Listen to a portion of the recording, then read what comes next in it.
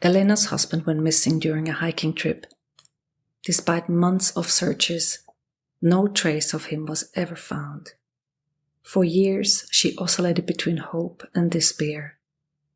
She couldn't fully grieve because part of her still believed he might walk through the door.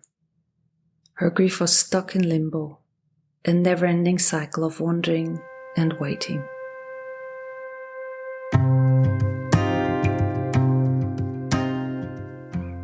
Welcome to this mini-series on understanding the language of grief, loss and trauma. My name is Nathalie Himmelrich. I'm a somatic practitioner, psychological therapist, educator and author, specializing in grief and trauma, and the host of the How to Deal with Grief and Trauma podcast. Grief and trauma are deeply human experiences, yet many of us struggle to describe what we are going through, or to understand what others are facing. The vocabulary of loss is vast, varied, and sometimes overwhelming. In this short podcast episode series, we'll explore the different types of grief, loss, and trauma that people encounter throughout life. Each mini-episode serves both as an educational tool and a compassionate companion for anyone trying to make sense of their own experience with grief, loss and trauma, or someone who is supporting someone else who is. These terms are more than labels. They are doorways into greater understanding, healing and connection. Whether you are a bereaved parent, a caregiver, a therapist, or someone walking alongside a grieving friend or someone who has experienced trauma, these bite-sized episodes aim to give you language, insight, and tools.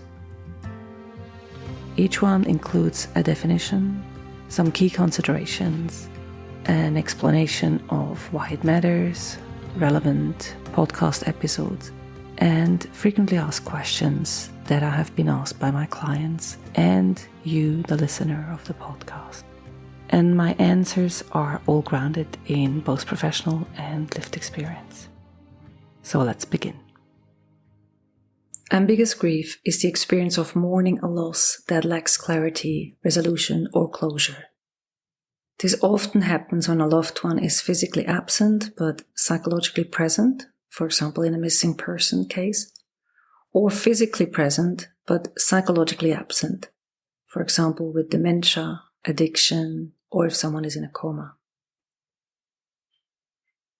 So ambiguous grief creates emotional confusion. The usual rituals of mourning often don't apply, and others may not acknowledge the loss. And this lack of validation can make the grief feel more isolating. So ambiguous loss can often lead to feelings of guilt, shame, or even hope that prevents healing from fully beginning, because there might be a chance for them to be found again or for the person to come back.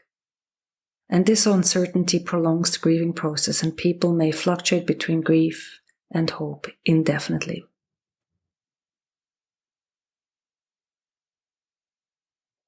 Recognizing ambiguous grief helps validate experiences that don't fit the traditional grief narrative. It allows individuals to name and process their grief, even when there is no finality. It also opens the door to support, ritual, and healing practices that might otherwise be withheld because there's no real loss. There's 2 episodes that cover the topic of ambiguous loss. One is episode 28 with Clover Stroud, who is talking about the loss of her mother. And then the other episode is episode 83 with Stephanie Sarrazin, who is talking about understanding ambiguous loss, about the partner that she found out about his life that she wasn't aware of. This is a really, really recommended episode, so go and check it out. So is ambiguous grief really grief? Absolutely. Just because it lacks the finality doesn't make it less real or painful. And the question I'm often asked is, how can I grieve when there's still hope? So it is possible to hold both, acknowledging your pain while still hoping for answers. And another question following on from that, how do I explain this kind of grief to others? So share that you're grieving a non-death related loss and that the emotional toll can be just as intense. For example, if you lost contact with someone that is close to you, family member, that can be something really challenging because there's always hope for reinvesting in the relationship. So should I have rituals if there is no death? Absolutely. Stephanie Zares in the episode I mentioned before is talking about that rituals. So creating personal rituals can help acknowledge and honor your grief. So highly recommend it. And another question was, why do I feel guilty for wanting closure? So guilt is common, especially when part of you wants to move on, but needing clarity doesn't mean you're giving up or stop loving. And in certain cases, there is no clarity. There's never any full answers that you are given that would actually make it clear. So sometimes it's just a matter of coming to terms with that there aren't any full answers. So what helps most in ambiguous grief is naming the grief, talking to others who understand, and engaging in therapeutic or symbolic actions. Can ambiguous grief lead to other mental health challenges? So yes, depression, anxiety, and chronic stress can accompany unresolved loss. It's like an open loop that keeps your nervous system activated. And when should I seek help?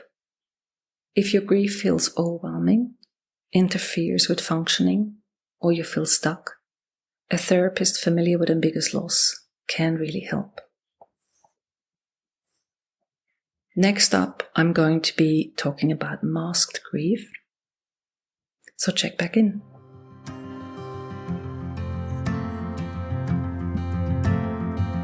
I hope this episode has helped you feel more grounded in the language of loss, grief, or trauma, and maybe even offered you some clarity, validation, or insight into your own experience or the experience of someone you care about. Grief and trauma are deeply personal, yet universal. When we can name what we're feeling, we take one powerful step closer to healing and the integration of our experience back into our life. If this series resonates with you, I invite you to keep exploring.